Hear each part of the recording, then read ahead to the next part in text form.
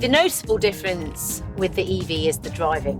The ENIAC IV is really quiet, as you can hear. It's responsive and smooth, and it's a lovely drive.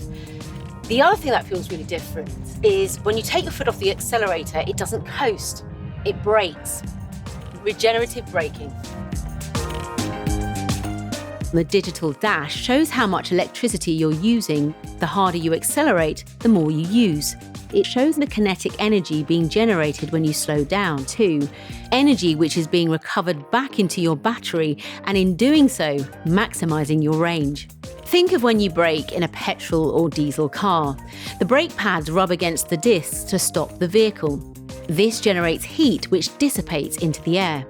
But with vehicles like the ENIAC IV, regenerative braking uses this energy. When you release the accelerator, instead of using the front brake discs, the car is braked by the electric motor. It acts like a generator, recovering energy, giving you more range and reducing wear. It feels different, but you do have control of regenerative braking. For example, when in D mode with Eco selected, your ENIAC IV will automatically adjust the degree of regenerative braking you need to be as efficient as possible within the current speed limit. It does this using radar and smart sign recognition. And if that's not clever enough, it'll also increase regenerative braking force as the battery's power diminishes, again maximising the energy recovered. To set your ENIAC IV to optimised automatic regenerative braking, you need to be in D mode with the car's Eco Assistant switched on.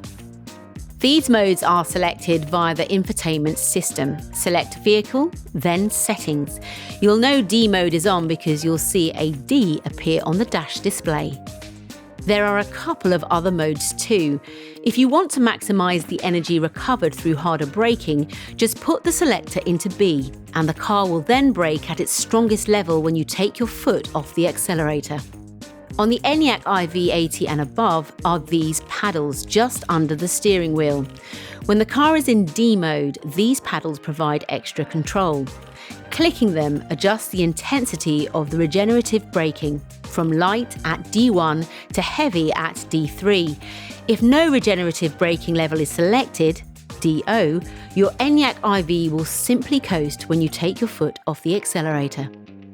It really is intelligent driving and so easy to get used to, and that's what driving should be all about.